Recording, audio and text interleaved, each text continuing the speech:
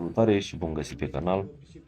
Astăzi voi face un clip despre o problemă pe care toate modelele de Tesla cred că vor avea la un moment dat. În cazul de față avem un Tesla Model 3 Dual Motor 2019. Deci este o mașină fără pompă de căldură, construită în America, în Vermont. Mașina a rulat 4 ani de zile în România. A fost achiziționată anul ăsta de un prieten, de nou proprietar, și am constatat că consumă destul de mult în oraș și ventilatorul se aude foarte puternic, chiar și la drum întins, merge oarecum în turație maximă.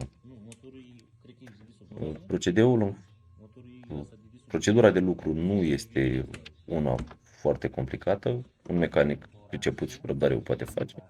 Prima dată se scoate francul din șuruburi și din clipsuri, se dă jos mufa aia de la contactul cu butonul de deschidere din interior, apoi capacul radiatorului, care este clipsat și el niște clipsuri acolo, se scoate o șubență și mai este o mufă în partea de jos. De asemenea și scutul trebuie dat jos. Nu am văzut necesar de a demonta bara fața mașinii. Mai ales că aici vorbim și de o mașină și cu proiectoare și cu senzor de parcare. Adică nu ajută prea mult lucrul ăsta. În procedura de la Tesla așa spune. Ideea este că am găsit foarte multă mizerie între radiatoare, construcția lor fiind, acesta este capacul care se vede. În capac sunt două radiatoare. Radiatorul mare este radiatorul de aer condiționat în care este freonul, iar în radiatorul mai mic, care este așezat deasupra lui, în fața lui, spre fața mașinii, este radiatorul de antigel, care circulă pe baterii și pe motoare. Cred că sunt convins că datorită mizeriei care se află aici între radiatoare, adică și pe primul radiator în partea de sus era ceva mizerie, dar între ele era foarte, foarte multă mizerie. Foarte multe frunze, foarte multă iarbă și fire de păr păreau să fie pe acolo. Și datorită acestui lucru nu se mai făcea ventilația cum trebuia. Practic, grilele alea din față care se deschid automat când considerele funcționau corect și funcționează în continuare. În schimb, ventilatorul trăgea la turație maximă, fiindcă probabil ceva îi spune că are nevoie de răcire, nevoie de aer, și aerul nu trecea prin al doilea radiator. Prin primul ar fi trecut oarecum, prin cel de antigel, dar neavând unde să iasă mai departe în spatele lui, răcirea nu era cum trebuie, nu era în parametri. Deci după ce se scoate capacul și mufele alea, am mai văzut pe YouTube cum că unii îndepărtează puțin radiatorul de antigel față de cel de freon, dar nu ai un acces atât de facil. Ideal este de scos, de îndepărtat puțin, nu de scos de tot, adică nu trebuie scoase nici furtunele, nici tuburile prin care circulă antigel și freon, doar îndepărtat radiatorul un pic.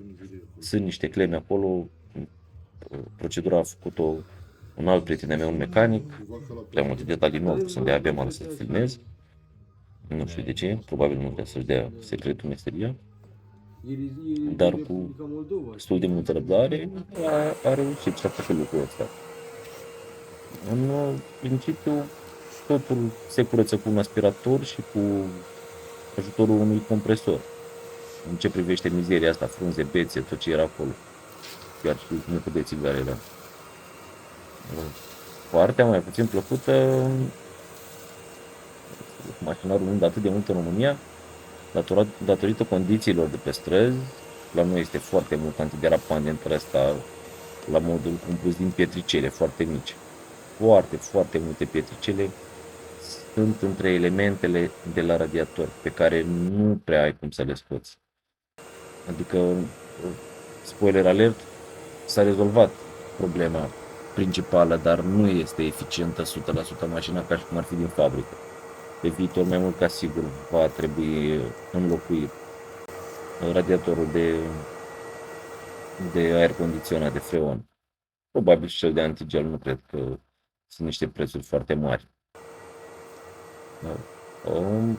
Am încercat mecanicul din Dați-Lins, adică undeva la o oră jumătate, cred că a durat doar să curățe radiatoarele, nu prin toată operațiunea cât a durat să dea scutul jos și francul, efectiv, ligheanul ăla din față.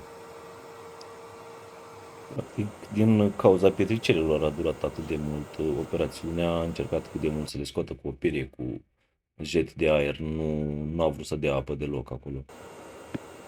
După ce am plecat de la service, cam pe aceleași trasee am observat o scădere a consumului undeva de la 18 kWh la 16 în extraurban, iar în urban acolo era groaza. Ajungea câteodată și la 30, 25, 22, acum am văzut chiar și 14, 12, mă rog, și traficul era lejer, dar clar nu se mai auzea ventilatorul atât de puternic, deci a fost eficientă, va trebui schimbat radiatorul la un moment dat, cred. Cam asta a fost, o să las în descriere și un link de referral a proprietarului mașinii, în cazul în care doriți să achiziționați o Tesla nouă, ar fi păcat să nu beneficiați de o reducere extra, asta în cazul în care nu aveți voi un prieten.